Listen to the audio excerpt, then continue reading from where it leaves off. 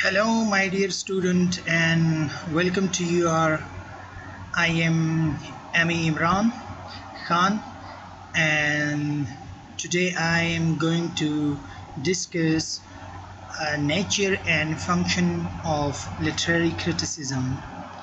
And I would like to discuss and detail the function of the literature, the function of the criticism, and all sort of related to your course BS level, undergraduate and graduate level, uh, book, linguistics, literature, poetry, philosophy, and drama and dramatic work. And also one of the most important things which I have in my mind, and that is a research methodology or the research process. And today I am going to discuss the nature and function of the criticism.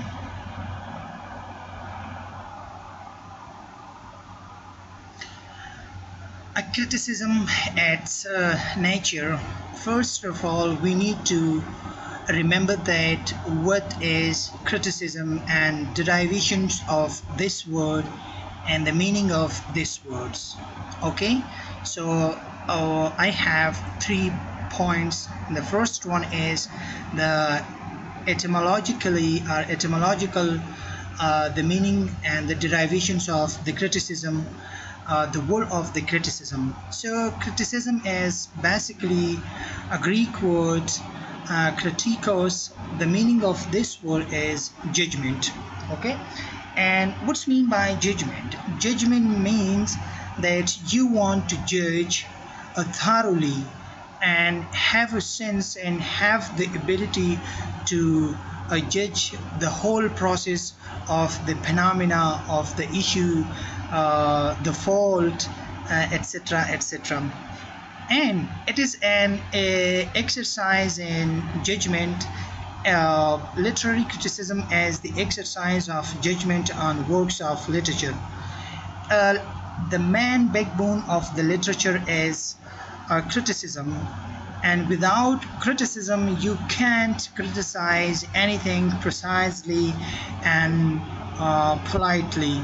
And one of them is criticism is the main branch of the English literature, uh, and it is a very powerful tool for the critic or any writers, etc., etc., and also to examine the excellencies and defect, and finally to evaluate the artistic worth is the function of criticism.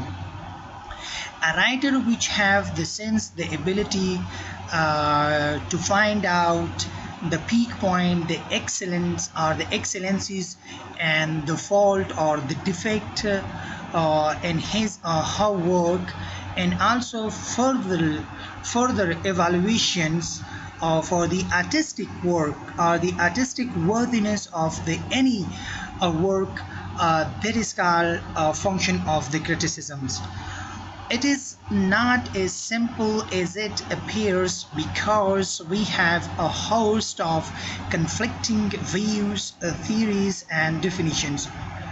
We have some certain points, like conflict between the two person, the two writer, the two dramatists, the two novelists, the two prose writer, the two poets, etc., etc. And also we have some theoretical framework or some definitions.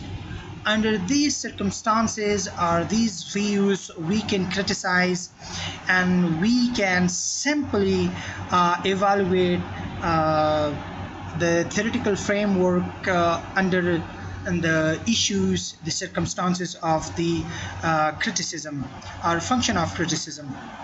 This is the first point. I hope you understand and you got it. The second point, cause of such diversity bring out the complexity of nature of criticism. Criticism is not so easy, and it is the way of to define something in an easy way and the complexity of the work, the causes, and also the function, etc., etc. And critics vary in their attitudes, intellectual preoccupations. What's mean by the intellectual preoccupations? The state of being self-absorbed and lost in thought. Maybe a person have some issues in his or her brain, in his body, in his whole life, and they can't explain things clearly, and maybe they have some intellectual disorders or problem, and this disorder problem is called intellectual preoccupations. Okay, so prejudice and predelications. Predelication, the pronunciations of this word is predelications. What's mean by predelications? And another side is prejudice and predelications. For example, I give you the example of the Shakespeare and Marlowe. Okay, Christopher Marlowe. Both are the Renaissance dramatist and one of the backbone of the English literature or dramas, and one of them is William Shakespeare and another one is Christopher Marlowe. And if you want to criticize Shakespeare, so maybe you have some idea about the works of the Shakespeare, and another side you want to criticize Christopher Marlowe, and it is obviously you have thoughts, sense about the Christopher Marlowe, the work of the Christopher Marlowe, but not you can prejudicially criticize someone in a biased way. Okay, in a biased way, and also you can't criticize another person's just like the Christopher Marlowe. And the predelication means that the strong liking, the strong linking between the two person, the position, the main point, the linking positions of the first and the second, like Christopher Marlowe and William Shakespeare. This is called predelication, means that strong linking. Strong linking means that maybe the work, the what is the linking positions of the work of the Shakespeare to another person, or the Shakespeare dramas to another person's. And another one is a critic with religious belief and a set of ethical values will hold a view constant with his aesthetic or aesthetic appreciations. A critic with religious belief. Okay, first of all, you have an idea about the religious point of view, and religiously you can criticize something, and ethical, and you have some ethical considerations. Both are interconnected with each other: religions, belief, and ethical values. Okay, so hold a view constant with his aesthetic appreciation.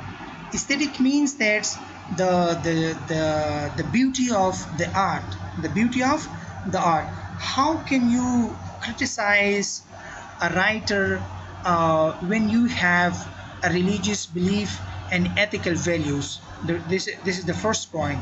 And if you have some aesthetic belief, aesthetics tools, so how can you appreciate or appreciate the work of the any writers? Okay, and the third one is a theory of the criticism is also close connected with each other.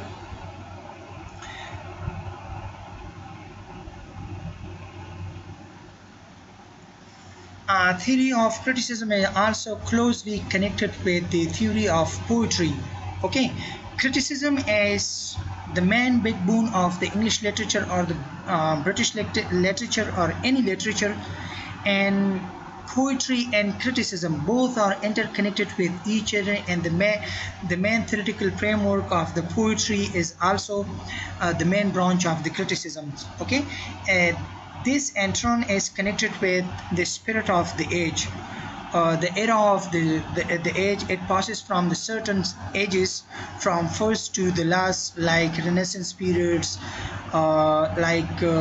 metaphysical poets, like chivalric age or poetry, new era, etc., etc.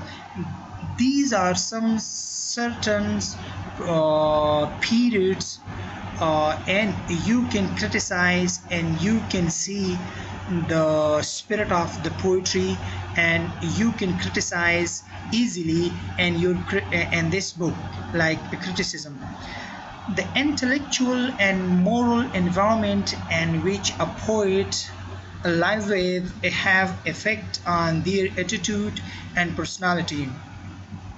Hence, we see a change and criticism vis-a-vis development, social and behavioral science, psychological, sociologic, economic thoughts, bringing out new approach to criticism.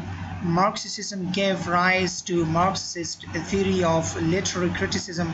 Existentialism after World War II or second accounts for existential criticism. Okay, and the rest of this slide we can see lots of things. The intellectual and moral environment in which a poet alive will have effect on their attitude and personality. The psychological problem, the intellectual concept, and the moral environment of the poet, and the personality of the poet, the attitude, the behavior of the poet. It is very, very essential part of the criticism for any critic. Okay, and otherwise we see a change in criticism vis-a-vis development, social and behavioral science, and criticism also focus on these elements or these topics. The first one is behavioral science, which is related to the human behavior, society, psychological, also interconnected with each other, sociologic and economic thoughts, bringing out a new approach for the criticism. When you have some certain values, some certain issues, and certain terms or conditions like behavioral science, psychological problem, sociologic problem, economic problem, etc., etc. So these are the new approaches of the criticism which you want to criticize some things. And one of them is Marxism, a theoretical framework of the Marxism or Marxist theoretical framework. And after the World War II, the rising of the issues on the surface of the worlds, you can see, and the English and British literatures, the name of the Marxist theoretical framework, and also existentialism. What's mean by the existentialism? And with the passage of time we will discuss in the rest of our lectures, inshallah. And otherwise,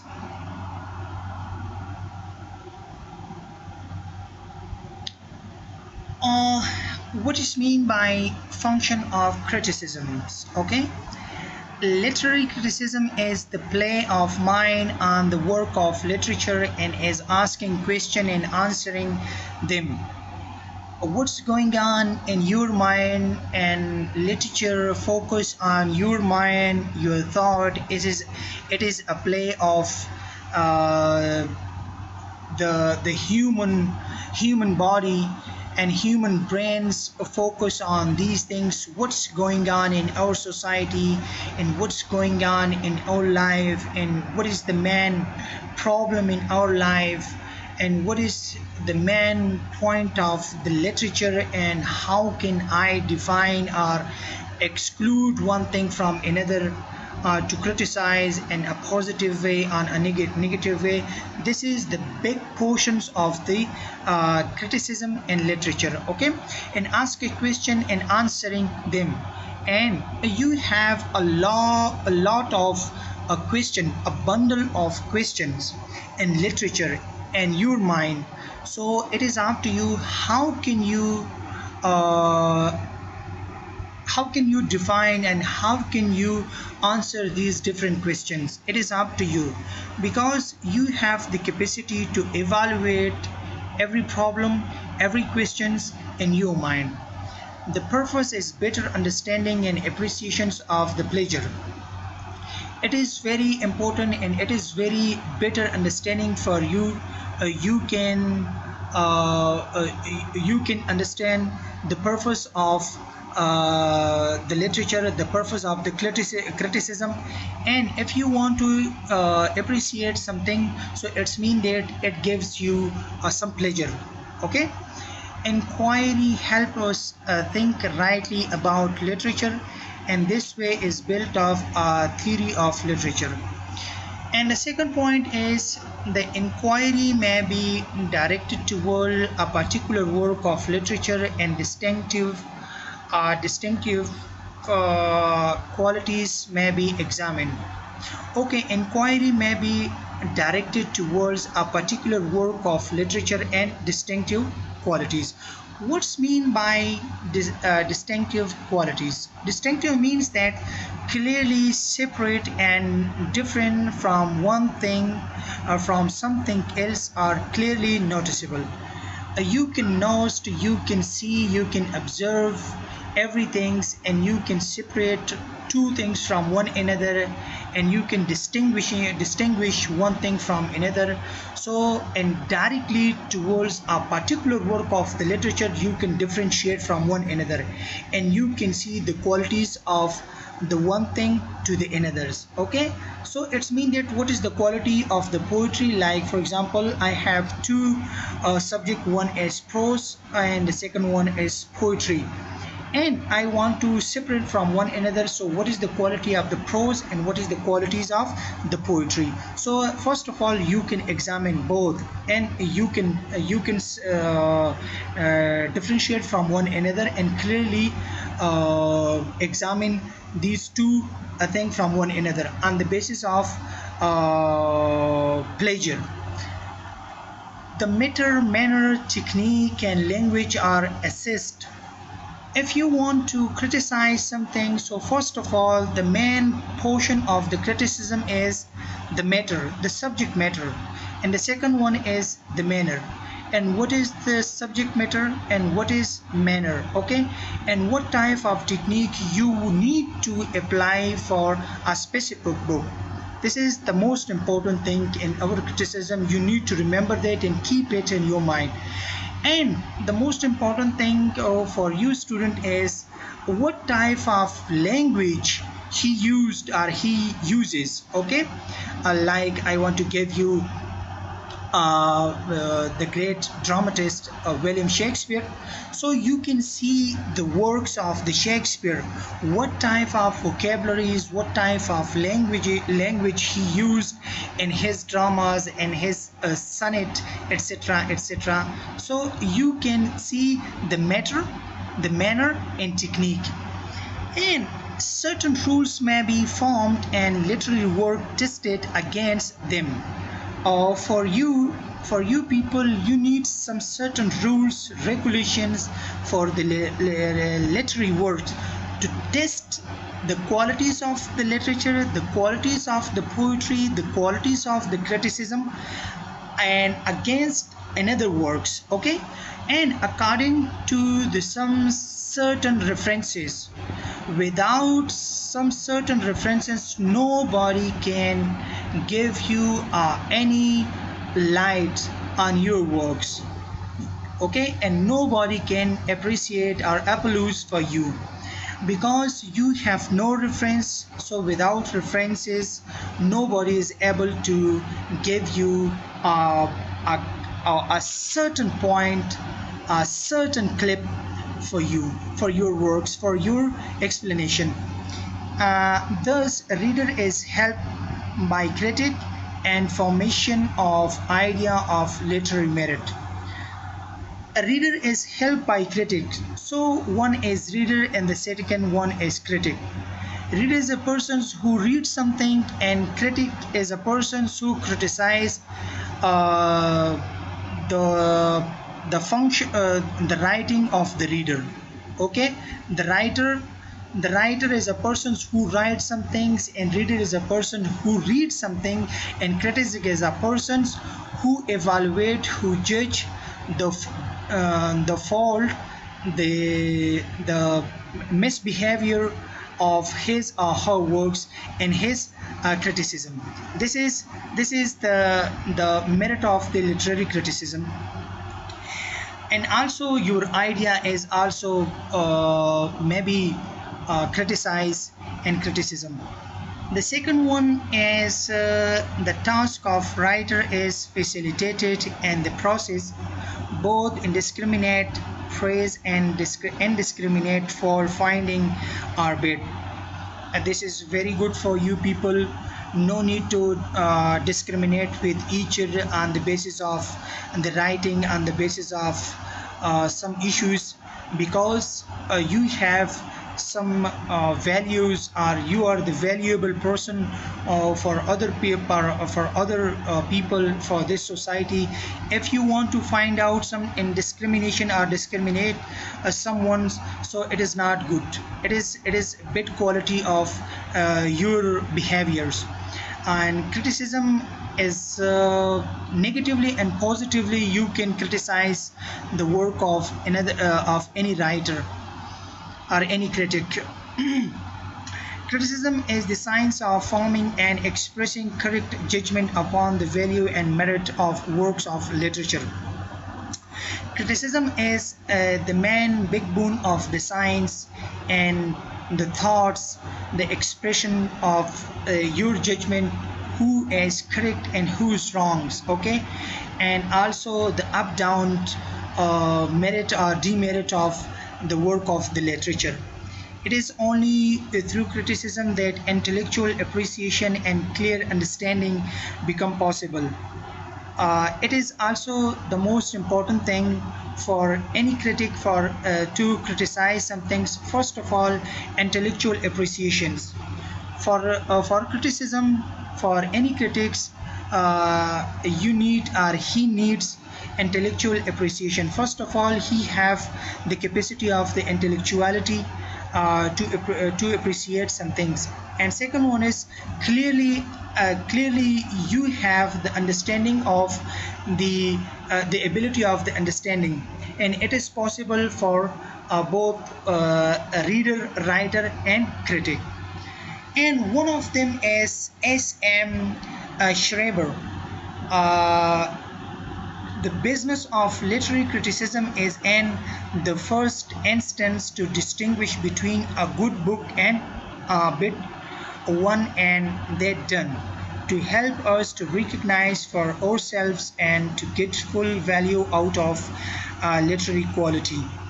When we meet with it, this opening up for us an whole world of pleasure and imaginative experience and intellectual stimulus, which is waiting to be explored, but which without a qualified critic's help we would not discover for ourselves. Schremer is one of the critic, and his thoughts, his belief, his point of view is that the business of a literary criticism is in the first instance to distinguish between a good book and a bad one. So it's mean that I want to give you an example. We have two boys, one is good and one is bad. So first of all, you need to, for instance, for a small bit of time, you need to separate, you need to distinguish, you need to differentiate between which one is good and which one is bad. So first of all, for a critic, you need to separate from one another on the basis of the ability on the basis of his moral activity, on the basis of religious, on the basis of color, on the basis of races. No, it's wrong for you people. Okay, so it is not good for you. And also Schreibers give us the good book and bad one, and that is done to help us to recognize for ourselves. It's mean that if you have a good book, so it's give us some pleasure for us, and if you have a bad book, so this is the most questionable for you people. A bad book can change your life or not, it is up to you, because you are a reader and also in this time you are a critic. If you want to criticize this bad book on a bad way, so it is up to you. If you want to criticize a bad book in a positive way, so this is the it is the best quality of yourself. So, and because you have some intellectual stimulus, intellectual activities, intellectuality of yourself, you can discover some certain activities in your life. On the basis of these certain activities, you can differentiate from one another. Okay, after that we would not discover for ourselves. Summing of evaluation, interpretation and explanations are now considered as the chief function of the literary criticism. I also explained that evaluation, first one, interpretations. What is your interpretation about the good boy or the good book, or the bad boy or the bad persons? And also explanation, how can you explain a good book in a positive way? This is the first step.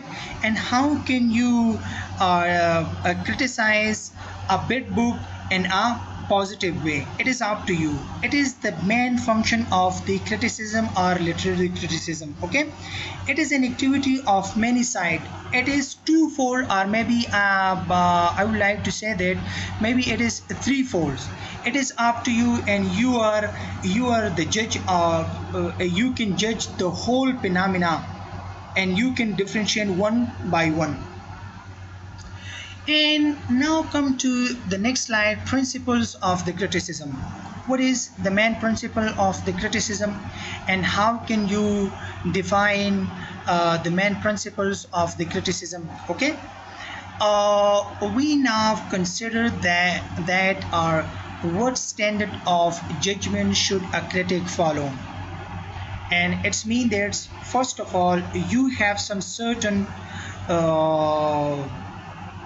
rules, regulations to judge the qualities of the person, the instrument or equipment. You need some things, some tools to judge, some standard tools to judge the quantifications or the qualifications on these some certain rule regulations. Okay, because without these tools you can't judge anything precisely or accurately. Every literary work has three elements. First of all, in the beginning of my lectures, I also told you that you need to remember this and keep in your mind that three things. One is matter, the second is manner, and a capacity to please is aesthetic pleasure. And also these three elements we will discuss in the book of the Aristotle. The work of the Aristotle is one of them is the Poetic. Okay, keep it in your mind in the beginning of my lectures, because when you have idea about the matter, manner and aesthetic pleasure, so with the passage of time we will smoothly define and discuss.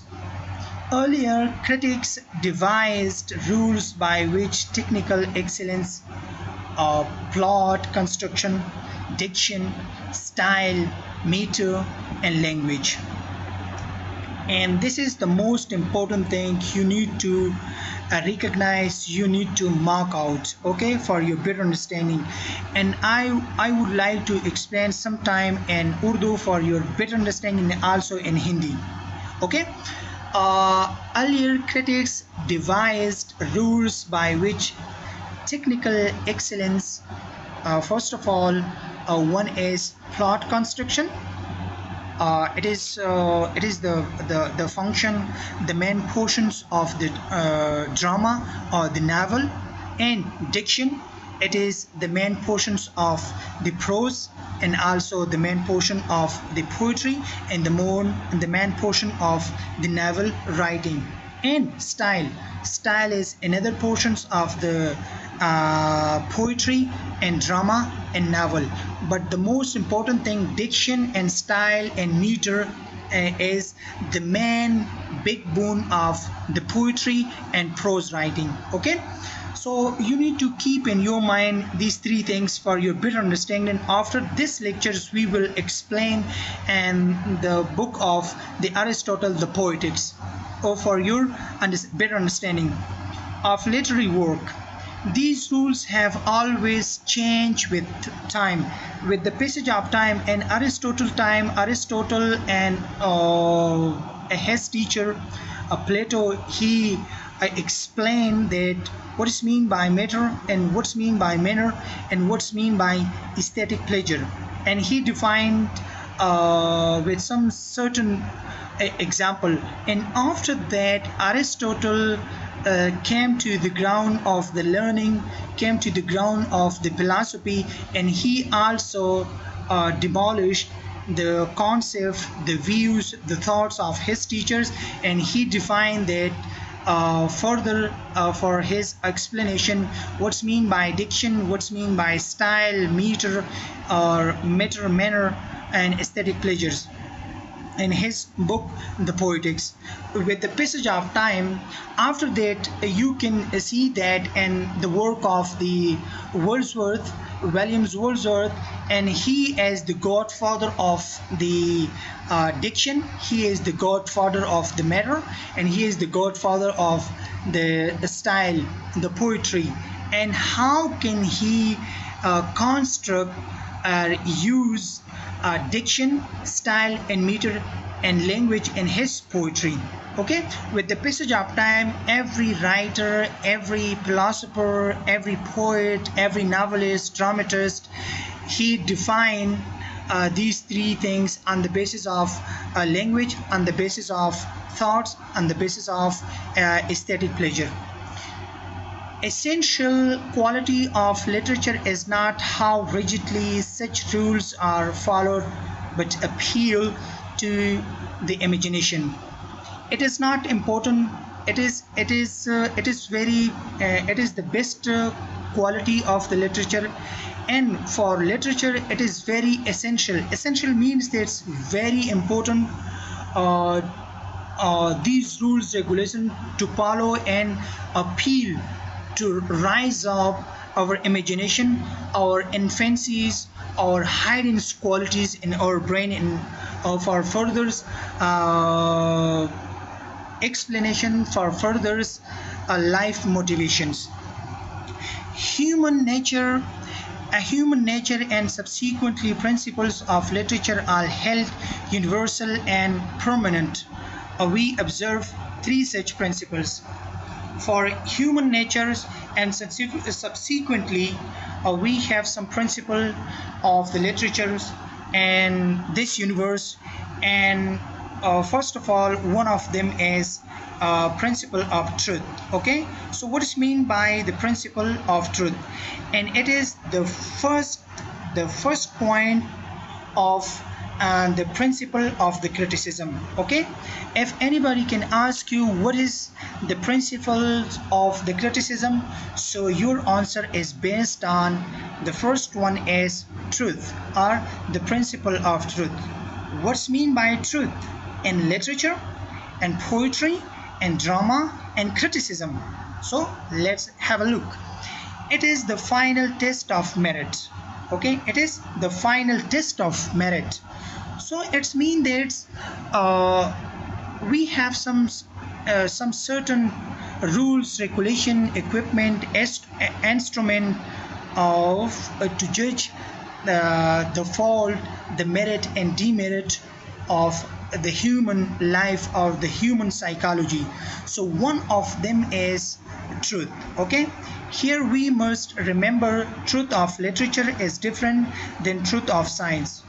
Okay, so the most important thing is what is the meaning of the truth in literature, okay, and what is the meaning of the truth in science. For example, if I want to ask you the question from you people, what's mean by life, literary person and a literature point of view, the definitions of the life is different from the concept of the scientist. Okay, scientifically, I want to define a life is different, and also from the concept of mind and literature point of view. Okay, so this is the most important point. On logic, logically it's mean that's logic mean this philosophical point of view. We have three things: first of all literature, second is philosophy, and third one is science. So how can you define the world's truth, and how can you define the world life on the basis of some rules regulation in literature point of view and science and philosophical point of view. Poetic truth is the truth of idea. Poetry is based on ideological perceptions and the generalized experience. Generally you have some experience and you can share your ideas with someone, so it has some capacity of the truth which forms the content of a work of art must conform to the generalized experience of the human race. So you can generalize your experience, and also you have a certain content of your works, that some certain touches of the art of the literatures, and after that you can generalize the races of the humanity, etc., etc. As morality of the West is markedly different from the morality of the East. So as mean the East and West, the concept of the West is different from the East. East is different from the West. Okay, morally every person is different from one another's. I am a Muslim student, and I am a student of the English literatures. My moral thoughts, my moral background is different from another person's. Okay, for example, we have two students, one is Muslim and the second one is Christian.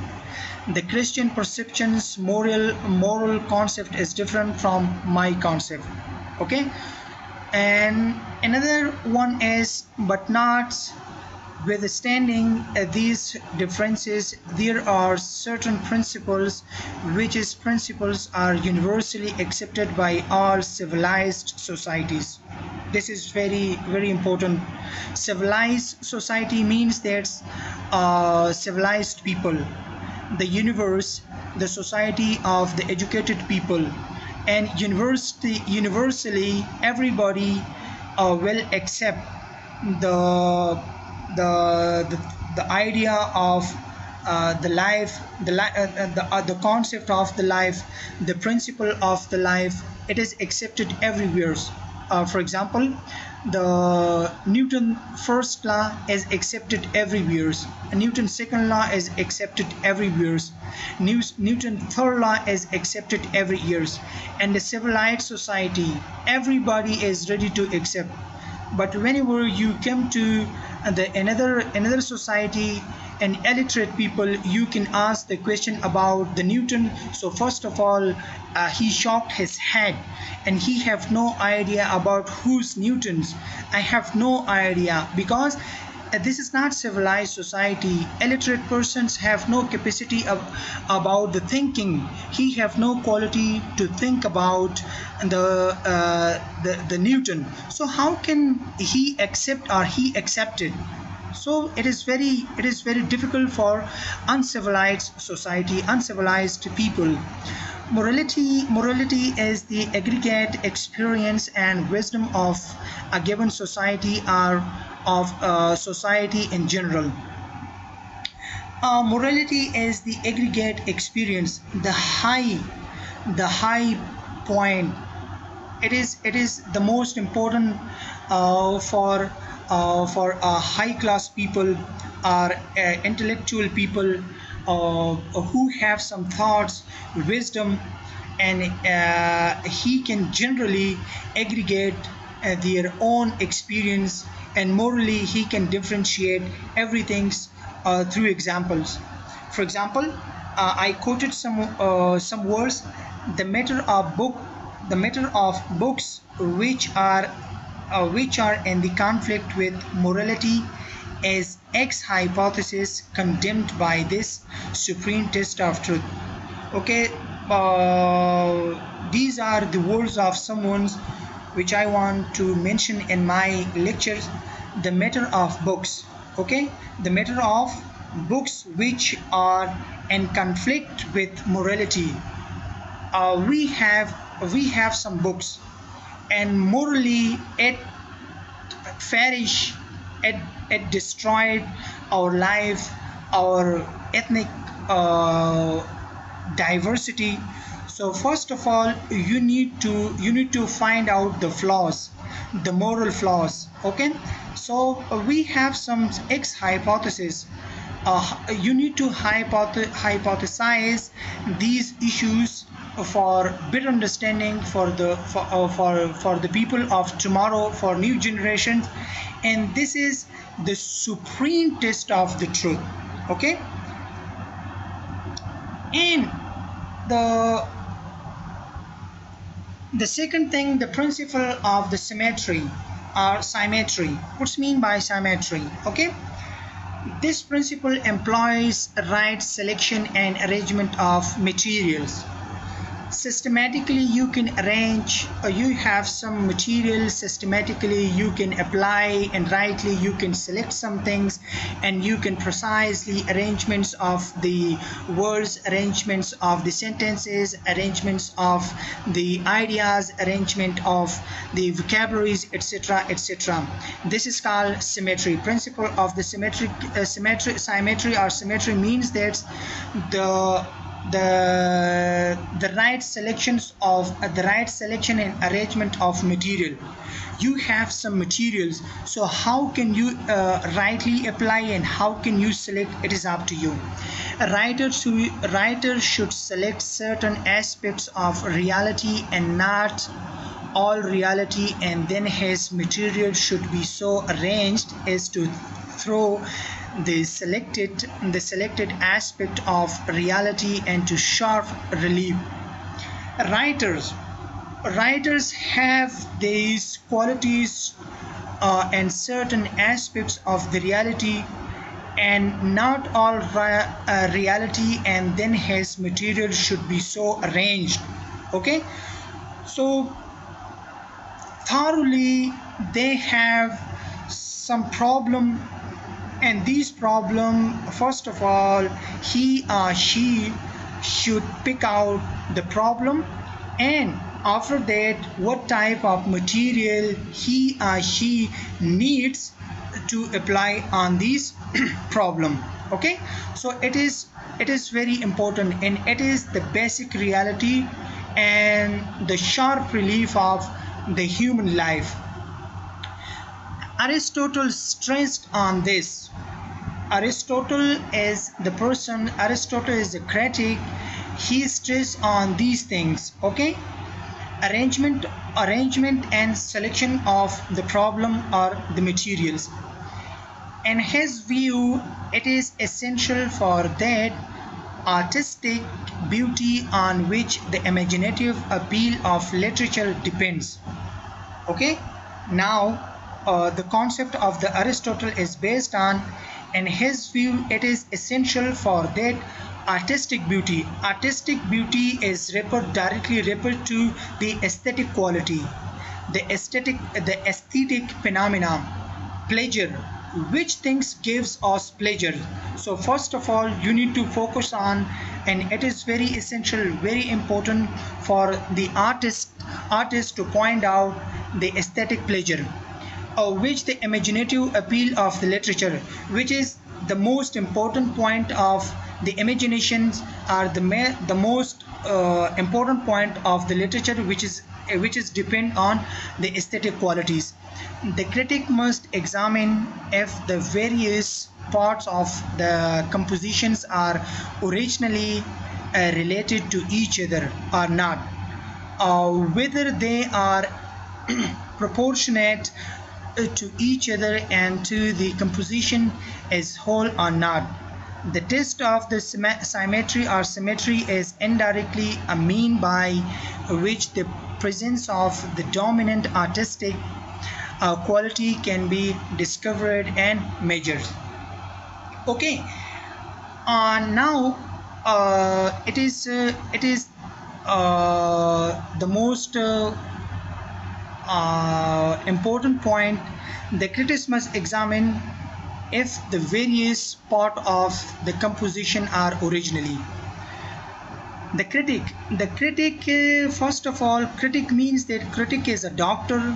He examines the issues, the problem, which thing is missed, and how can he point out and which part of the literature of the work is poor. So originally, how can they relate with each other, and how can he find out the main problem? Okay, this is the quality of the symmetry, and it is the best quality of the critics. It depends on the critics and how can he applies, or how can he applies rightly the selection and arrangement of the material in a certain way. And after that, the third one is principle of idealization. Idealization means that's the idea. You have some ideas, so how can you idealize? This is the third principle of the literature. The selection made for artistic treatment should be so made that unpleasant aspect to aesthetic consciousness of a reader is kept away or minimized, by virtue of which a work of art gives pleasure. Okay, principle of idealization. The selection made for aesthetic treatment should be so made that unpleasant aspect to aesthetic consciousness of the reader is kept away.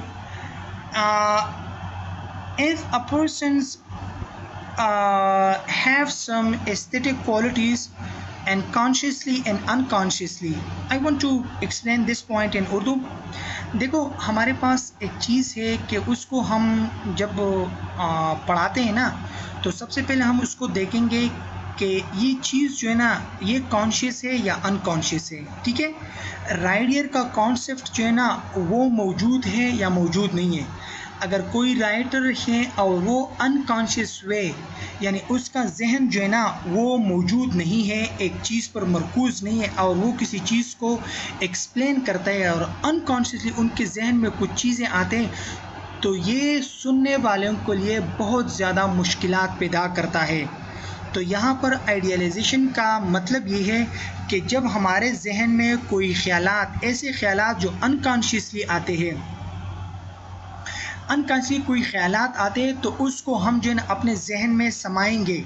लेकिन जो conscious ख्यालात है, तो हम उन चीज़ों को दूर रखेंगे.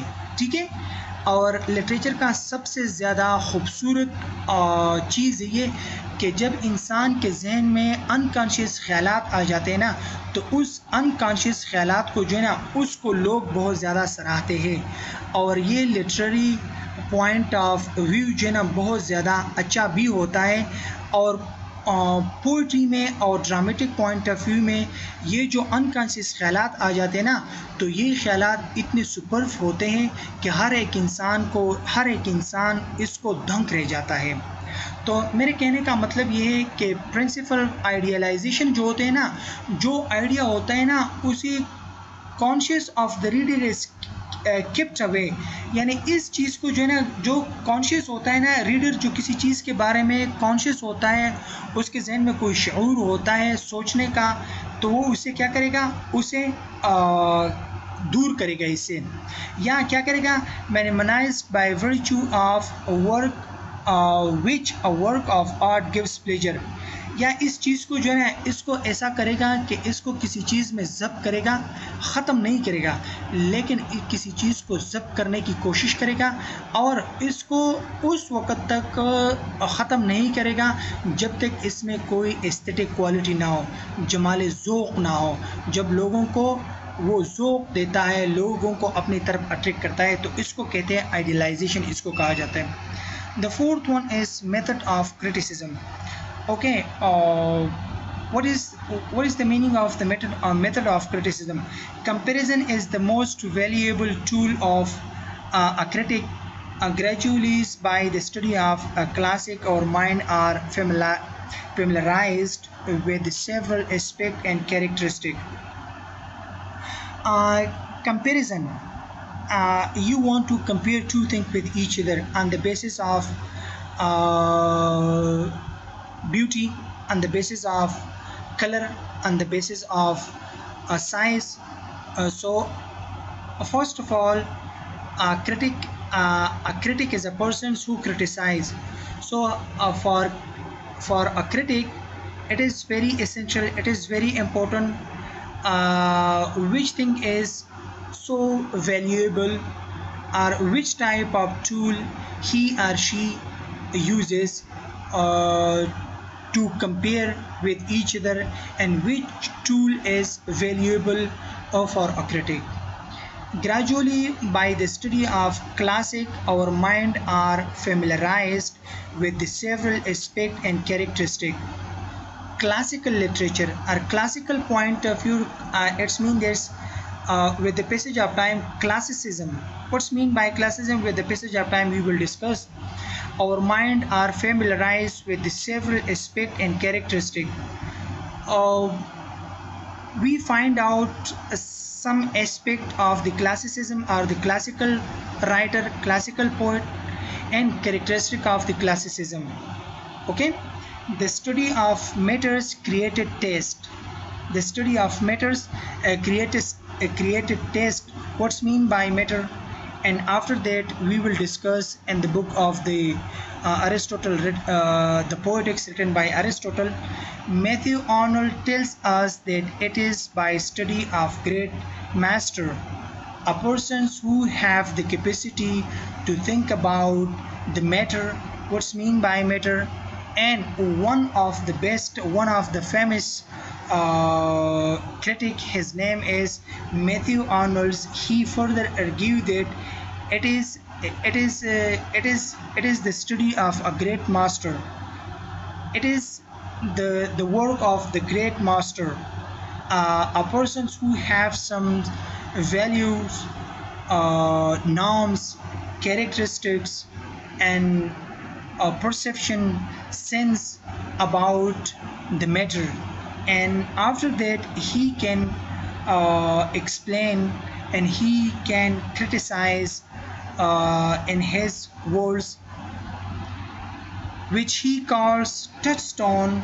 That test is kriya, or critical, sorry, which he calls touchstone, that a test is created. After that, the qualification of a critic. For better understanding, qualification is very essential. Nowadays in our society, you can see the poet, the critic in Pakistan, you can see vastly, and also his or her thoughts, words, ideas, perceptions. Now, and for a critic, first of all, qualification is very must. What type of qualification he needs? Okay, first of all, he must be a man of high sensitivity. Sensitive persons, he have the sense of humors. Highly sensitive persons, This is the most important things. And after that, a man of sounds, common sense, understanding, taste, and clearly thinking. And he have the capacity of thinking, he have the capacity of taste, he have the capacity of common sense, he have the capacity of understanding. Okay. And secondly, he must be widely read, possibly in many languages. So it's mean that he or she have the capacity of the many languages. Like I am a speaker of the Pashtun language, so I have idea about the Urdu language, I have idea about the Saraiki language, I have about uh, uh, this Hindi language, idea about the Hindi language.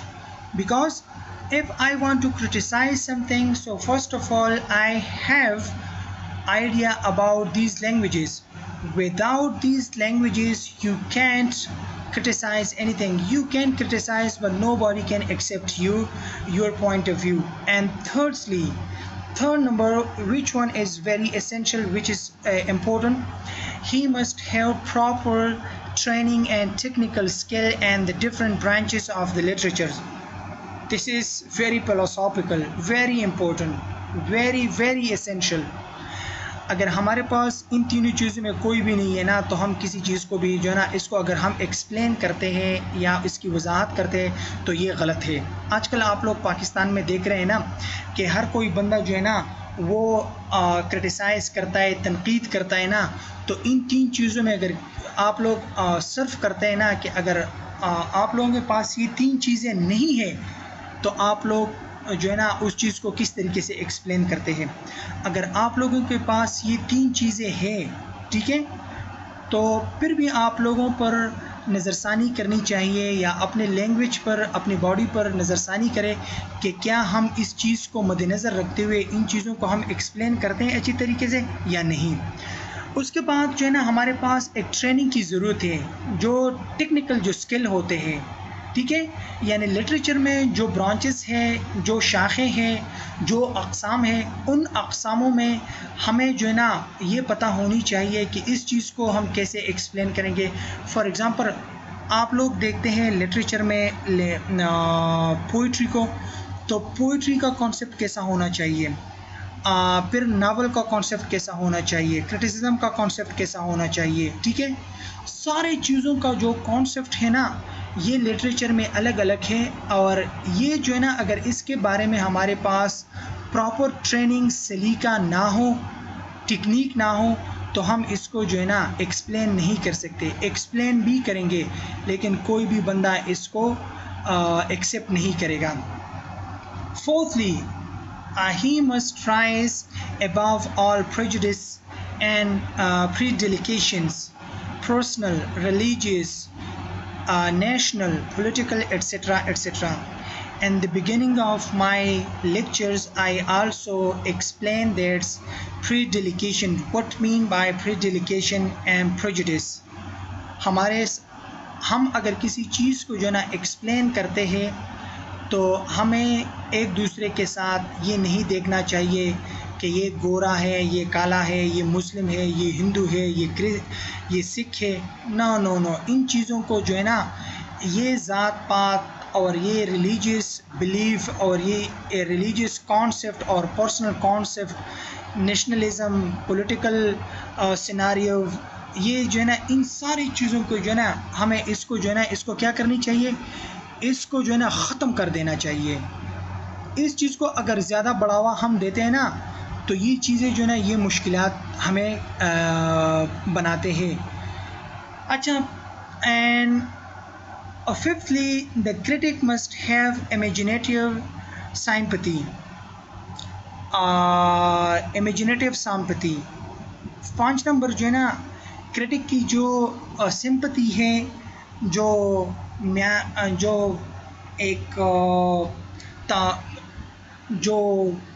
एक सलाहियत होती है ना, हमदर्दाना सलूक जो होती है ना, एक होता है इंसान का दूसरे इंसान के साथ एक हमदर्दी होती है, ठीक है, चाहे वो किसी भी रेस से ताल्लुक़ रखता हो, किसी भी दीन मज़हब से, रिलीजन से ताल्लुक़ रखता हो। लेकिन यहाँ पर है इमेजिनेटिव सिंपैथी। इमेजिनेटिव सिंपैथी किसे कहते हैं? इमेजिनेटिव सिंपैथी उसे कहते हैं कि जब आप किसी चीज़ के बारे में सोचते हैं ना, इमेजिनेशन में चले जाते हैं ना, तो वो इमेजिनेशन जो होता है ना, वो किस तरीके से होनी चाहिए, और उसको अगर हम अपने तूल से खींचते हैं, बहुत ज़्यादा पीक लेवल पर हम जब सोचते हैं ना, तो क्या ये सोचना ठीक है या गलत है? फॉर एग्ज़ाम्पल, अब मैं आप लोगों को बताता हूँ कि शेक्सपियर का एक ड्रामा मैं लेता हूँ, गोस्ट, या शेक्सपियर का जिसमें गोस्ट होता है, वो नहीं, लेकिन एक दूसरा ड्रामा मैं आप लोगों को, किंग लियर। किंग लियर के बारे में, जो किंग लियर जो होता है वो बूढ़ा शख्स होता है। उस बूढ़े शख्स के बारे में मैं सोचता हूँ, और आजकल मैं उसके बेटियों का जो रूल, जो कानून है, उनका जो परसेप्शन है, वो अपने वालिद के लिए रखते हैं। और आजकल के माहौल में मैं उन चीज़ों को आजकल के लड़कियों पर और ख़ानदान पर मैं अप्लाई करता हूँ ना, तो क्या ख्याल है? ठीक है on the basis of some issues, some circumstances, लेकिन मैं इन इश्यूज़ को इतना ऊपर ले जाता हूँ कि लोग उसे फिर जब भी उस पर तंज करते हैं या क्रिटिसाइज़ करते हैं, तो वो लोग कहेंगे कि उस वक़्त वो क्रिश्चियनिटी थी, और यहाँ हम मुस्लिम हैं, हम पश्तून हैं, हम इन चीज़ों को जो है ना, इन चीज़ों को इतना क्रिटिसाइज़ नहीं कर सकते, और ये अच्छा नहीं है। तो ये जो इमेजिनेटिव सिंपैथी है ना, ये इमेजिनेटिव सिंपैथी जो है ना, ये बहुत अच्छी भी होती है और बहुत बुरी भी होती है। लेकिन क्रिटिसिज्म के पॉइंट ऑफ व्यू से आप लोगों में ये इमेजिनेटिव सिंपैथी होनी चाहिए। अगर आप लोगों में ये इमेजिनेटिव सिंपैथी ना हो ना, तो आप लोग क्रिटिक नहीं बन सकते। You can criticise anything clearly. He has to understand the real meaning and purpose of the writer. When you have imaginative sympathy, so it's mean that you have the way of the understanding, and you have clearly the meaning of the literature, the purpose of the literature, and also the way of the writer, and you can write something positively or negatively, because you have the quality of the understanding, the meaning and the purpose of the writing or the criticism. He must see things from water's point of view. Okay, so it is symbolically, metaphorically, I criticize some things. He must see things from writer's point of view. Okay, तो writer के जो point of view होते हैं ना, तो वो उन चीज़ों को क्लियरली देख पाता है, और वो हर एक चीज़ को पॉइंट जो है ना, वो उसको क्या कर देता है, उसको पॉइंट आउट करता है। Sixthly, he must have a sound knowledge of human psychology, and also it is very essential, very important, psychological problem or knowledge of the human psychology. What's going on in the human life, what's going on in the human society, and what is the main scenario or psychological problem in human society. It sounds quite good and cozy and very essential for a critic or criticism. Literature is a mirror of life, and knowledge of life is essential. And a lot of students here define what's mean by literature, or what is the meaning of literature.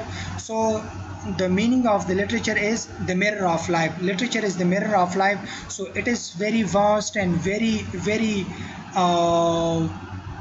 complicated for a boy to explain the mirror of life, and also knowledge of life is essential. Both are interrelated with each other. Literature is a mirror, and it shows us clearly what's going on in our life, what is the miserable point of our life, what is the problematic portion of our life. So that is, in this sense, we call literature as a mirror of life. And also life and knowledge. If you possess if you of us are forced from certain problem, so it gives us some knowledge, and this knowledge is called life, and this is very important for us. Type of literary criticism. We have some maybe 7 8 point different types of the criticism, and one of them is legislative criticism, and second one is judicial criticism. What's mean by legislative criticism was earliest in time. The critics sought to teach writers how to write and lay down canons, rules, a formula of literary compositions. And it is very important for you. A legislative criticism is a part of the criticism to show us the concept of the writer, how to let down the canons, the rules, regulations, formulas, and certain composition of the literature. It is focused on the concept of the critic which he have legislative point of view to define, to elaborate, to explain some issues in his or her work. This school of thoughts, or this school dominant 16th century and date its natural death and 17th century, and it is very dominant in the 16th century after the Renaissance, and dead the decline point the decline death of this school of thought is 17th century. It occasionally arises as a head and tail of handbooks of composition and creative writing assembled by American academics. The main purpose of this criticism is creative writing. It is based on the creativity.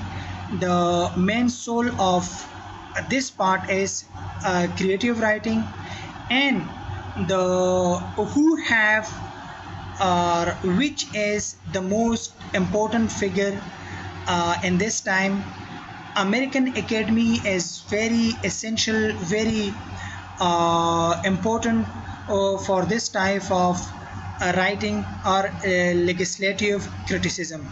If anybody can ask you the questions, who is the godfather of the legislative criticism, so the main big portions of the legislative criticism is American academies. American stress on some rules, regulations, literary compositions, formula of literary compositions, and rules, etc., etc. Different type of rules he adopted and then apply on the book or another things. And the second one is judicial criticism. What's mean by judicial criticism? Which is related to laws or judicial, seeks to pronounce judgment on works of literature on the basis of certain rules. A judicial criticism means that to pronounce judgment, and this judgment is good for the literature or bad for the literatures. And judicial criticism have some certain rules, regulations. On the basis of these certain rule regulations, he kept and apply on literature. Such rules are derived often wrongly from Greek and Latin masters, and two of them is very important for you people to recognize, that one is Greek and the second one is Latin. And in a past time, Greek philosophers have some values, some rule regulations, but nowadays judicial critics follow these rules, read these rules, so he or she explain that this rule is not necessary nowadays. It is the explanation of Greek time and Latin time, and Latin masters means that later philosophers, and this time this rule is not valuable, not keep to apply on any works or any other things. And one of them is Dr. Johnson's, may be regarded as a typical example. And the Dr. Johnson is one of them, and he is a remarkable person, a critic, and he is regarded for the for the literary criticism. Obviously, no proper evaluation is possible in this way. Theoretical criticism. What's mean by theoretical criticism? Theoretical criticism deals with literary aesthetics, which is based on the aesthetics qualities. Attention is not in a particular work, but study is made of the process of creation and a basic principle of artistic beauty, and this way a literary theory created. And one of them is Sidney, and his work is an apology for poetry. Aesthetic qualities, and how can he define on the basis of aesthetic qualities that the work of the apology for poetry. And Sir Philip Sidney, the work of the Sir Philip Sidney is an apology for poetry. What's mean by poetry, and how can he criticize the work of the Greek philosopher, the Latin philosopher like Aristotle, Dr. Johnson, the concept of after the criticism of the Aristotle, Plato, etc., etc. Dr. Johnson is one of the new critic, and he praised that the concept of the Plato is good, but nowadays is not good for us.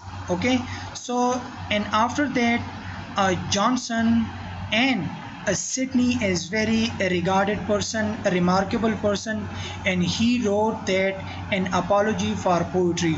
First of all, he defined that what is the definition of the poetry and what is the concept of the Johnson about the poetry or manner, matter, etc., etc. And after that, what is the concept of the great Greek philosopher Aristotle and Plato about the poetry. And after that, he mentioned one by ones and his book An Apology for Poetry, and he defended himself and his works and his words. And this book was beginning of this school, and Dryden later contributed to it significantly, and St. Coleridge biography of literature put a full stop to it. And here we used many dramatists and also a great prose writer and poets, a great poets, and also a great critic of his time. And one of them is Sir Philip Sidney, and second one is Dryden, and third one is Samuel Taylor Coleridge and his work Biography of Literature. With the passage of time, Biography of Literature is based on fancy and imaginations. What's mean by imagination, and how can you control your imagination, and what is the difference between the primary imagination and secondary imagination, and also what is the distinguish between the imagination and fancy. Okay, it is the main point of the Samuel Taylor Coleridge in his book Biography of Literature, and we will discuss inshallah in coming lecture. This theoretical criticism has come from the pens of poet critic. Okay, this is very easy for you people. The theoretical framework or theories of the poet or the prose writer, etc., etc. Evaluative or evaluation criticism. What's mean by evaluation? In the beginning of our lecture, we also defined that evaluation criticism is concerned with the assessment or evaluation of the work and significance or the importance of the art. So in here you can discuss how can you evaluate, how can you judge the certain circumstances of the literatures, the importance of the literature. That is called evaluative criticism. Okay, and another one is historical criticism. Historical criticism is focused on the historical concept of the work of the writer or the critic or the poet, novelist, dramatist, the background, the different ages, etc., etc. Historical criticism examine a work with reference to social milieu and thus seeks to account for his shortcomings and excellencies. It also examines a work with reference to other works. It means that the two poles, it is two poles way of the criticism, what's going on in our past and what's going on in our present. For example, in the Greek time and the modern time. Okay, this is called historical. It is the concept of the historical criticism to define, to evaluate something and some circumstances like the past and present. Biographical criticisms. Biographical criticism means there's the background of the biography of the criticism. Consider writer's family background. For example, William Shakespeare is a Greek dramatist and sonneteer, and we have the ability to judge, to explain, to define the family background, the parentage date, ancestors, etc., etc., and personal circumstances, and his friend, professions, occupations, its education's level, etc., etc. So it is the work of the biographical critic. And another one is comparative criticism. What's mean by comparative criticism? Comparatively, you can criticize or seek to evaluate a work by comparing it to other works on the basis of nature, on the basis of beauty, on the basis of vocabulary, on the basis of idea, on the basis of language, on the basis of science, etc., etc. It means that comparative literature criticism means it's the comparison of two works on the basis of language, on the basis of ideas, etc., etc. Okay, and another one is descriptive criticism. What's mean by descriptive criticism? Which gives us some description, and this is the most important part of the criticism, that descriptive criticism is a part of criticism to describe, to evaluate, to analyze the work, aims and methods and effects of the writer, of the criticism, etc., etc. And another one is impressionistic criticism. What's mean by the impressionistic criticism? Impressionistic criticism seeks merely to record our personal response. For example, I know about the works of the William Shakespeare, so what is my personal response, my personal opinion about the William Shakespeare's? This is called impressionistic criticism. It is a record of the critic's own response, application of aesthetic beauty. Okay, it is a very good for a persons who have some impressionistic belief, thoughts, emotions, and he have some beautiful idea, aesthetic qualities to defend his answer about the concept of the Shakespeare works, that is called impressionistic criticism. And the last one is textual or ontological criticism. What's mean by textual? Textual criticism means that the textual which is related to the text, the book text, the textual analysis. How can you analyze the work of a writer? Sometimes we can say textual analysis. What's mean by textual analysis, and how can you criticize and the book of the any persons? And what's mean by ontological criticism? In modern age, in modern time, this is a new trend, it is a new phenomena, it is a new way, it is a new gateway for the criticism for the modern age. Consideration is the thing in itself and is studied, examined, analyzed without consideration of extrinsic feature is biography, history, sociology, psychology, etc. etc. Critics concentrate on structure.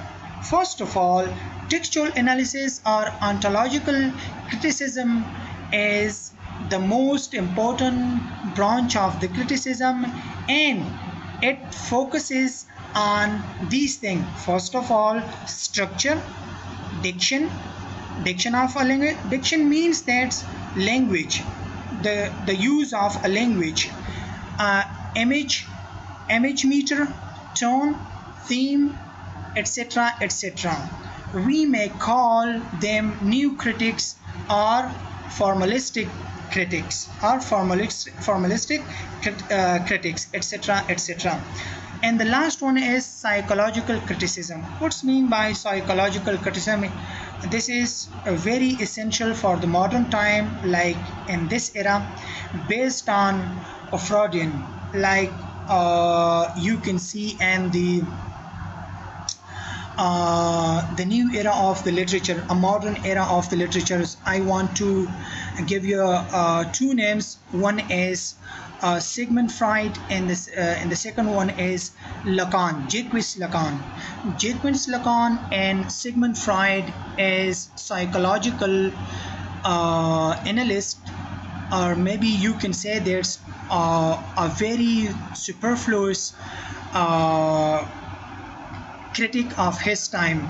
Okay, Freud, Jung, Bergson, and others. I have idea about the Freud's, Jung, Bergson, and others. These are the psychological critics, and he explained what is psychology and what is psychoanalytic theory. Okay, and his work, first of all, Jacques Lacan, and second one is Sigmund Freud. He explained everything with a certain example. It provides critic is precise terminology and allows him to discuss the creative process. Creativity. What's mean by creativity? Every person, every student have some certain creativity, and psychologically Sigmund Freud and Jacques Lacan or Jung and Bergson define that what is mean by creativity, and he discussed that the process of the creative mind, the process of the creativity with a certain example. And Dr. I.A. Richard is one of the ablest and most prominent practitioners of this type of criticism. And if you want to search the work of the Dr. I.A. Richards, and he is one of the most prominent prolific critic in the new era for the psychological criticism. I hope you will understand and you will enjoy, and you can click on the icon button for new update. Thank you so much.